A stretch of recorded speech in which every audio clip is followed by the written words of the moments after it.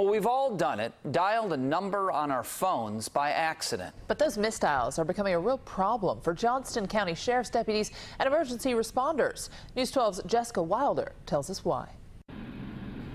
Just a few accidental punches on your phone, and next thing you know, 911, do you have an emergency? Johnston County has been getting an especially high volume of these calls over the past couple months. We had 14 in a matter of about 3.5 hours this morning. None of those were emergency calls, verified to be pocket dials. That's pretty standard.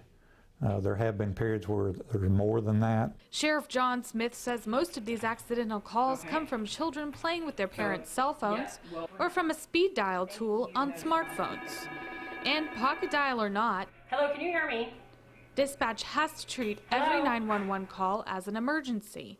Whenever we receive those calls, we have no other choice but to send a deputy out. If we cannot get someone to respond when we're talking to them, we have to send out a deputy. While Sheriff Smith isn't sure why so many more of these accidental calls are happening lately, he says the public can help lessen the nuisance. Be conscious of their phones, how they work, that the 911 function is easily activated. He hopes that fewer accidental calls will help save the department valuable resources, which could be better spent on real emergencies. And somebody on the other end of that, being a 911 operator, is going to have to try to determine, which takes time, takes them away from actual emergency calls, ties up the 911 lines.